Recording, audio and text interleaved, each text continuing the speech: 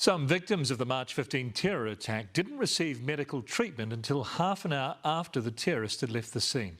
CCTV footage from outside Al Noor Mosque was played to the coronial inquest today, showing the length of time the gravely injured and dying were left without first aid. Juliet Speedy reports. The moment paramedics protected by police first entered Al Noor Mosque 30 minutes after the terrorist left. But police had come and gone much earlier. This armed defenders squad officer with name suppression was in the first group of police to enter Al Noor and believed almost everyone in the mosque was dead. I could see pools of blood under some of the people. He started calling through police comms for ambulance staff, but they weren't coming. I felt frustrated as they weren't coming, even though myself and others had made calls for them to come forward over the police radio. But from this minute, police at the mosque left the dead, gravely injured and survivors inside alone for more than 9 minutes. Chaos was unfolding on police comms. Shotgun out front. By this stage, the terrorist had also told police there were 9 other active shooters in Christchurch. The offender who had been taken to Christchurch police station had something strapped to him and had a phone as well. And he had made threats that if anyone came close, he would blow the police station up.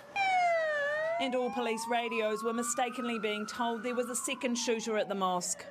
Weapons up, active shooting into the mosque front entrance. What's going through your mind when you're hearing that?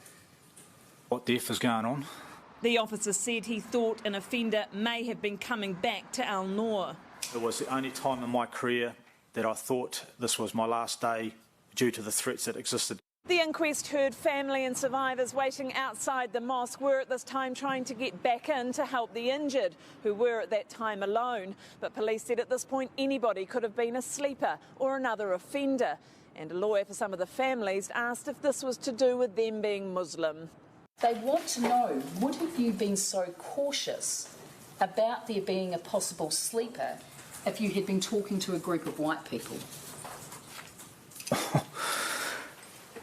I would have dealt with the situation the exact same way.